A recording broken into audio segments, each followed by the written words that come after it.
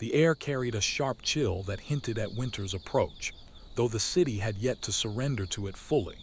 Streetlights flickered in rhythm with the hum of distant traffic, and the faint murmur of a train echoed somewhere beyond the horizon.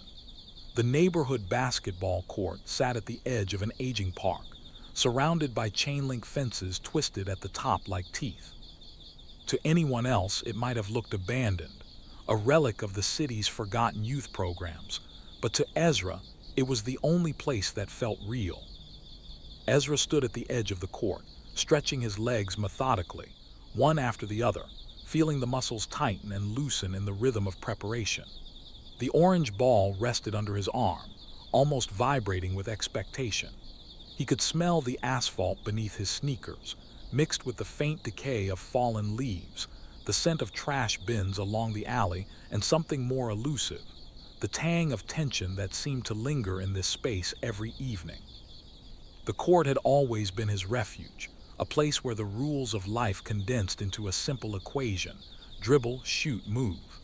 Out there, everything else fell away. School grades, family arguments, the quiet whispers of self-doubt, they all melted into the echo of the bouncing ball. But tonight, there was a sense of anticipation thicker than usual, a weight pressing against the edges of the quiet. Ezra started with the basics, dribbling in place, feeling the familiar bounce under his fingertips. The ball spoke to him in a language only he seemed to understand. He could hear its rhythm, its insistence, its challenges. Each bounce was a heartbeat, a measure of control, a whisper that told him he could do better. And he would. He always would.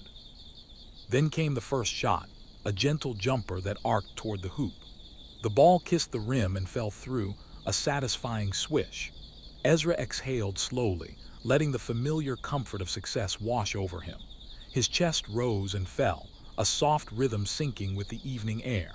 He could have stayed like this forever in this small pocket of perfection, where the world outside the fence didn't intrude. Ezra. The voice was sudden, cutting through the soft rhythm of bouncing and breathing. It was sharp, jagged, unfamiliar enough to jolt him, yet familiar enough to unsettle him. Ezra froze mid-dribble. From the shadows by the edge of the court, a figure emerged. The streetlight glinted off his hoodie, revealing a tall, broad-shouldered silhouette. Marcus, a sophomore from Ezra's school, notorious for being fast, aggressive, and unpredictable, the kind of player who could dominate a game physically but also mentally. He leaned casually against the fence, one foot propped up, hands in pockets, eyes scanning Ezra with a predator's precision. "You've been here all day," Marcus called, his tone casual but sharp, as though testing whether Ezra would flinch. Ezra swallowed, adjusting his grip on the ball. "Someone gotta practice," he replied cautiously. "You coming to play or just standing there?" Marcus pushed off the fence and walked toward him with a slow, deliberate confidence. "I'm here to see if the rumors are true. You've been practicing, obsessively." Ezra narrowed his eyes. "Maybe I have, maybe I haven't." The words hung in the air, thin and taut. Marcus smirked, his gaze flicking to the hoop. "Let's see what you've got, then." The tension shifted, subtle but heavy, like the first note of a song you know will end badly. Ezra bounced the ball once, twice, feeling its familiar warmth against his palms. But the comfort he normally drew from it was strained tonight. Something in the edges of the court, the faint shadows beyond the fence, the soft rustle of leaves, the distant glow of a window, made his heart beat a little faster, made his focus tremble. Marcus mimicked his movements, dribbling in place with exaggerated, taunting precision. "Come on, show me your best," he said. "I want to see if all those hours alone paid off." Ezra squared himself, stepping to the free throw line. The first shot sailed perfectly, a clean swish that made the net sigh. Relief coursed through him. He dribbled again, then launched a three-pointer. The ball hit the rim and bounced out. Frustration pricked at his mind. Marcus laughed softly, but it was a low, unsettling laugh, more about control than amusement. "Not bad," he said, "but not enough." Ezra's pulse quickened. He tried another shot. Clang. Another. Clang. Each miss felt amplified, magnified by the stillness of the court. The shadows seemed to lean closer, the light from the street lamps flickering in irregular patterns. Marcus stepped forward, his presence pressing in. "It's funny," he said quietly, almost conversationally. "You think being good is enough, but it's not. Not here, not now." Ezra wiped sweat from his brow, heart pounding.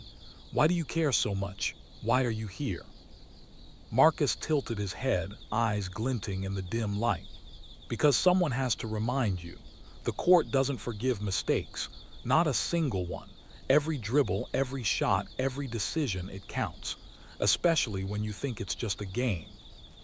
A silence settled between them, thick and heavy. The distant hum of traffic, the rustle of leaves, even the bouncing ball, all seemed to fade. Ezra sensed it again. That presence at the edge of perception, something beyond the chain-link fence, something patient and watching. He tried to shake it off. Focus. Breathe. But the feeling lingered, crawling along his spine, gnawing at his sense of security. Marcus suddenly lunged, stealing the ball with a move so quick it made Ezra stumble. He drove toward the hoop with force, spinning the ball off the backboard with a slam that reverberated through the empty court. Ezra stumbled back, chest heaving. "Not bad," Marcus said again, smirk widening. "But still not enough." Ezra's hands trembled slightly as he bent over, catching his breath. Something about Marcus, the shadows, the empty court, it all seemed to press inward, narrowing his world to a small, tense circle of asphalt and uncertainty. Then it came, a scrape of metal against the fence at the far end of the court. Slow, deliberate, almost taunting. Ezra's stomach turned cold. "Who's there?" he whispered, voice barely carrying across the asphalt. No answer, just the scrape. The shadows moved slightly at the corner of his vision. Marcus's grin faltered. He looked toward the noise, tension creeping into his stance. "Don't move too fast," he murmured. "You might miss something you shouldn't." The ball rolled away from Ezra's feet, stopping at the edge of the three-point line. The night seemed to hold its breath. Ezra's mind raced. Something was coming, something that didn't belong. And he knew, deep in that tightening pit of his stomach, that whatever it wasn't just a test. It was a warning. Ezra's fingers itched for the ball, but he stayed still, rooted to the spot. Eyes scanning the shadowed edges of the fence. The scrape had stopped, yet the lingering sense of something waiting remained. He felt the air thicken, pressing against his lungs like invisible hands. Marcus's voice cut through the tension. "Relax," he said, but the words lacked comfort. There was a sharp edge to them, a reminder that control here was a fragile thing, easy to lose, impossible to recover once broken. Ezra bent down and picked up the ball, rolling it across his palms, listening to its rhythm as though it could give him answers. "Relax," he repeated quietly, almost to himself. "Do you even know what that means?" Marcus tilted his head, smirk playing at the corner of his lips. "You think you do. You don't, not here, not tonight." The streetlight above flickered again, casting elongated shadows across the court. Ezra felt the uneven glow painting everything in distorted shapes, familiar turns into strange, corners into threats. The hoop looked smaller, the lines of the court twisted. The ball bounced differently now, heavier somehow, as though the asphalt itself were watching him, judging him. Ezra shook his head. He needed movement, needed focus. He began his dribbling drills again, slower this time, letting each bounce be deliberate. He moved across the court in patterns he had repeated countless times, each step and pivot ingrained into muscle memory. But the court felt different tonight. Every sound, every shadow, every distant scrape of a loose board whispered uncertainty. Marcus followed him, moving silently, almost gliding across the asphalt. He didn't dribble. He didn't shoot. He only watched, observing Ezra's every move with an intensity that gnawed at the edges of concentration. "You know," Marcus said finally, voice low and casual, "some players practice so much they forget the game itself. It becomes a ritual, a pattern, repetition without thinking. You ever feel that?" Ezra hesitated. He knew the feeling Marcus described, the quiet trap of obsessing so long over drills that the joy and instinct of play slipped away. "Yeah," he admitted. "Sometimes. But the game, it's the only place I can feel like I'm in control." Marcus nodded, stepping closer. "Control's an illusion. The court can take it away faster than you can blink." Ezra's heart thumped harder. He could feel the weight of Marcus's gaze pressing him, and beyond it, the unknown at the edge of the fence. His mind flickered to shadows moving just out of sight, to shapes in the distance that didn't belong, to the scrape that had stopped but left a memory like a phantom pulse. He shook his head again, trying to push the tension down, but the adrenaline was rising, curling in his stomach, threading up his spine. He needed to do something tangible. Another shot, another move, anything to reclaim control. He started a layup sequence, stepping, pivoting, launching, catching the ball in rhythm, over and over until sweat dripped from his brow and stung his eyes. The sound of the ball bouncing, the swish of nets, the echo of his own breathing, these were familiar, safe, but only momentarily, because Marcus's presence and the shadow beyond the fence never left. After the 10th layup, Marcus made his move. He feinted, darted forward, and snatched the ball mid-dribble. He spun and slammed it into the hoop, the backboard rattling like a gunshot in the night. Ezra stumbled backward, chest heaving, eyes wide. "That's the problem," Marcus said softly, almost a whisper, almost a warning. "You're too focused on perfection, too scared of making mistakes. But mistakes are what the court teaches you. If you don't learn fast, it won't wait. It'll punish you." Ezra's mind raced. The scrape, the shadows, the sudden slam, all of it blurred together, threading doubt into his rhythm. He tried another shot, this one a deep three-pointer. The ball bounced hard off the rim. "See," Marcus said, a faint grin twisting his features. "That's life. You think you've got control and then it slips away, every single time." Ezra felt a tight coil of panic forming. It wasn't just the misses. It wasn't just Marcus. It was the sense that something outside the court was watching, measuring him, testing him. A whisper of air along the fence, a flicker in the streetlight, the faintest scrape somewhere beyond the asphalt. It all added up to an invisible weight. He dribbled again, slower now, almost ceremonially, listening to the ball, feeling it, trying to align himself with it. The night deepened, shadows swallowing the edges of the court, the streetlights flickering in irregular patterns. Every movement felt amplified, every sound echoed. Even the distant traffic seemed to grow louder, more oppressive, more deliberate. Ezra's muscles burned. His lungs screamed for air, yet he pushed himself harder. He ran, dribbled, spun, pivoted, shooting and missing, shooting and making, repeating the motions until each was a mantra against the fear creeping in from the darkness beyond. "Why are you doing this?" he finally shouted to Marcus. "Why push me like this? What do you want from me?" Marcus stepped closer, eyes glinting in the dim light. "I want you to see," he said softly, almost kindly, "that talent isn't enough. That courage isn't enough. You think this is a game. You think the court is safe, but nothing here is safe." Ezra felt the words like ice in his veins. He wanted to scream, to run, to stop, but his body refused. Something rooted him to the asphalt, pressed him into the court. And then he noticed it again, the shadow just at the edge of the fence. It shifted slightly, almost imperceptibly. The ball rolled to a stop at his feet, and the silence that followed was suffocating. Even Marcus's breathing seemed to fade. Ezra's pulse thundered in his ears as he realized he was no longer practicing, no longer playing. He was being watched, measured, tested, and whatever it was patient. "Do you feel it?" Marcus asked softly. "Right there, just beyond the light, waiting." Ezra's stomach nodded. The night air pressed against his skin. The court felt smaller, tighter, the shadows deeper.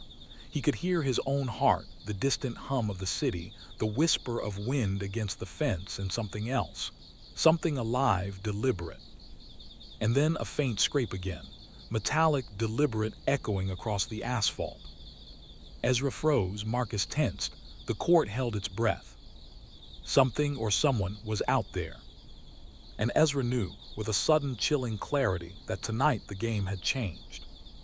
The scrape on the fence had stopped, but its echo lingered in Ezra's mind like the last reverberation of a bell.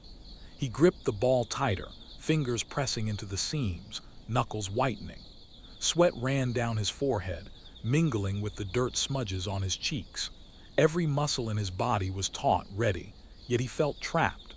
The court that had always been his sanctuary now felt like a cage. Marcus stepped closer, moving with a predatory grace. "You know," he said softly, almost conversational, "most players never notice it at first, the feeling that something's off, something beyond the game, beyond the court. And then one day it hits you, and you realize you're not alone." Ezra's eyes flicked toward the shadows again. The faint outlines beyond the fence seemed to shift with the breeze, or maybe with intention. He couldn't tell. The hair on the back of his neck stood on end.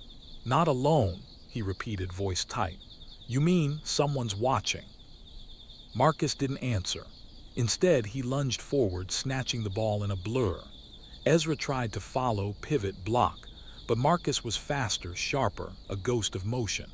The slam of the ball against the rim made Ezra flinch. The backboard trembled and a small, sharp crack split the air, echoing across the empty court like a gunshot. Ezra's pulse spiked.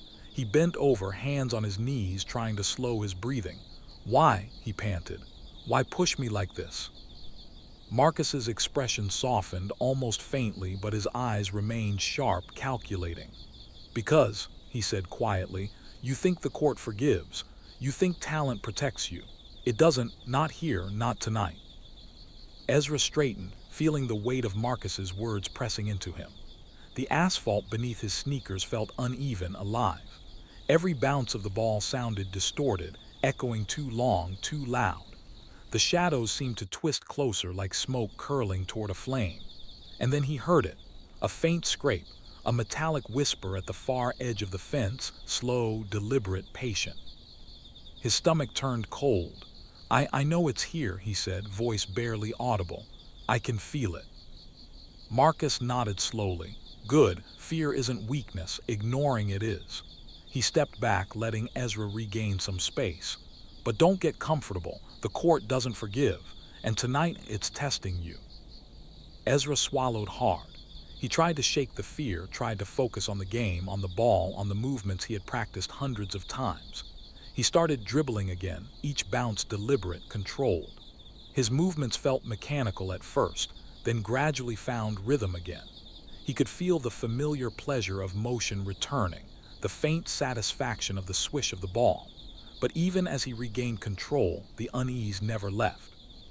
The shadows remained, shifting just beyond the corner of his vision. He took a deep breath and tried a shot from the three-point line. The ball soared, rimmed the edge, and bounced out. Clang. The sound reverberated far too long, echoing like an ominous warning. Marcus stepped forward. "Don't let mistakes define you," he said, "but learn from them, and watch the edges, always watch the edges." Ezra's eyes flicked again to the fence, to the faint shapes in the darkness.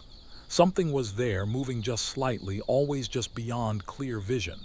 A shadow shifting, impossible to pin down. His chest tightened. I can't see anything," he admitted, "but I feel it. It's watching." Marcus's gaze hardened. "Exactly, and that's the point. You need to know fear, you need to know uncertainty. You need to know you're never fully in control, not here, not anywhere." Ezra tried to shake the dread, tried to focus on another layup. But this time his movements felt heavier, sluggish. Each pivot and jump felt like moving through molasses. The shadows seemed to thicken, coiling closer, teasing the edges of the streetlight glow. He could hear faint noises he couldn't identify, scrapes, whispers of wind, the subtle shift of something breathing. He turned quickly, expecting to see someone or something emerge from the darkness. Nothing. Just the empty court, the flickering lights, Marcus watching silently. And yet Ezra felt it. That sense of being measured, weighed, tested. He bent over, hands on knees, trying to force calm, trying to ground himself in the game. But his mind raced. Images flashed in his mind of the court empty at night, the shadows growing, the scrape returning just out of reach. The fear twisted around him like ivy, slow, insistent, creeping into every thought. Then Marcus spoke again, softer this time, almost a whisper. "It's not the mistakes that'll get you. It's the hesitation. The moment you doubt yourself, that's when you lose everything." Ezra's stomach knotted. He felt trapped between the court, Marcus, and the dark shapes lurking just beyond vision. He wanted to run, to escape, but his legs felt leaden. The ball at his feet was heavy, the asphalt beneath his shoes hard and unforgiving. A sudden metallic scrape ripped across the court, a deliberate, slow, grinding sound. Ezra's head snapped toward the noise. This time he was certain someone or something was moving along the fence, following him. Marcus's eyes followed the movement too, dark and calculating. "See," he said softly, "the court watches, the city watches, and the longer you stay, the more it learns about you." Ezra's heart thundered in his chest. The shadows at the edge of the light seemed to pulse, shift, and creep closer. His instincts screamed at him to flee, yet something in the back of his mind, the part trained, drilled, obsessed with control, made him freeze. The scrape stopped abruptly, leaving a silence so profound it felt alive. Ezra could hear his own heartbeat, rapid and ragged, mingling with the distant hum of the city. And then a new sound, a soft, deliberate whisper carried on the wind, barely audible. "Move." Ezra's breath caught. He looked around, scanning the fence, the shadows, the empty park. Nothing. Marcus's voice broke the tension. "It's testing you. It wants to see if you can stay calm, if you can keep your focus. One wrong step and..." Before he could finish, a sudden movement at the corner of the court caught Ezra's eye, a shadow darting between the fence and the streetlight. Fast, precise, and gone again before he could react. He froze, pulse hammering, mind racing, fear twisting tight around him like a rope. The court was no longer just asphalt and hoops. It was a test, a trap, and Ezra was in the center. Ezra's chest heaved. The shadows pressed close to the edges of the streetlight, twitching in ways that felt deliberate, almost intelligent. His hands clutched the ball so tightly that the seams bit into his palms. Every instinct screamed at him to run, yet his legs felt locked in place. Marcus's expression had shifted. The smirk was gone, replaced with a calm intensity that unsettled Ezra even more. "Breathe," Marcus said, almost softly. "Not too fast, not too slow, just steady, focus." Ezra tried. Inhale, exhale, count to 4, count to 8, focus on the ball, focus on the court, on the hoop, on the asphalt beneath his feet, anything to ground himself. The scrape returned, soft, metallic, deliberate, but this time it moved differently. Slower, methodical, almost measured. Ezra's mind raced. Someone or something was circling him, testing him. Each second stretched longer than it should. The world outside the court seemed to blur, leaving only him, Marcus, the ball, and the invisible presence pressing in. Ezra forced himself to dribble, slow and deliberate. The familiar rhythm of the bouncing ball was a lifeline. It reminded him of why he came here, of what he loved about the game. Each bounce, each pivot, each step across the cracked asphalt reclaimed a fragment of control. Marcus watched, silent now, letting Ezra work through the tension, letting him face the fear and uncertainty. "Good," he said finally. "Feel that. That's what it means to fight, to adapt, to survive." Ezra's legs burned, sweat dripped into his eyes, yet he continued. Each movement became more fluid, more precise, a dance of muscle memory and focus. The shadows at the edge of the court remained, flickering, shifting, but Ezra no longer let them dominate his thoughts. Then suddenly the scrape stopped. Total silence. The oppressive sense of being watched lingered, but the immediate threat had receded. Ezra exhaled slowly, shoulders sagging, finally allowing himself a moment of relief. Marcus stepped forward and tossed the ball to him. "Not everyone can handle that," he said quietly. "Most would have panicked, run, or frozen. You stayed. You adapted. You focused." Ezra caught the ball, rolling it across his palms. The weight felt familiar again, safe almost, a symbol of control regained. It felt like the court itself was alive, he admitted, voice low. Like it was testing me. Marcus nodded. "It is alive," he said. "Not in the supernatural sense, but it's alive in the way a game, a challenge, a city, any place you care about can teach you. It punishes mistakes, rewards focus, demands courage. You survived tonight, Ezra. That's what matters." The first stars appeared in the sky above the court, faint points of cold light piercing the darkness. Ezra looked up, feeling the tension in his body gradually release. The shadows receded into the corners, the streetlights flickered steadily, and the court felt quiet once more, empty, yet transformed. Ezra dribbled one last time, letting the rhythm soothe him. The hoop looked normal again, the lines of the court straight, the asphalt solid beneath his sneakers. He felt the familiar surge of accomplishment, the quiet satisfaction that comes from confronting fear and not letting it break you. Marcus stepped back toward the fence. "Tomorrow," he said, "the court will be here again, and so will challenges, but tonight you learned something." Ezra nodded, sweat-streaked and exhausted, but a faint smile tugged at his lips. "I learned," he said quietly, "that control isn't given, it's earned, every time you step onto this court." Marcus's smirk returned, softer this time, less menacing. He turned toward the shadows and walked off the court, leaving Ezra alone with the asphalt, the ball, and the quiet night. Ezra stayed a moment longer, feeling the cool night air, listening to the distant city hum, letting the echoes of the court settle around him. He knew the fear hadn't disappeared. The presence beyond the fence hadn't left entirely. But for the first time he felt ready to face it, ready to face himself. With one final dribble, one smooth pivot, and a deep inhale, Ezra turned, shooting a perfect swish as the ball arced through the hoop.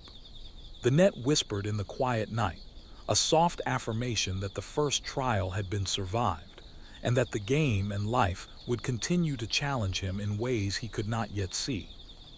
The court fell silent once more. Shadows lingered, stars glimmered, and Ezra, exhausted but alive, stepped off the asphalt, ready for whatever came next.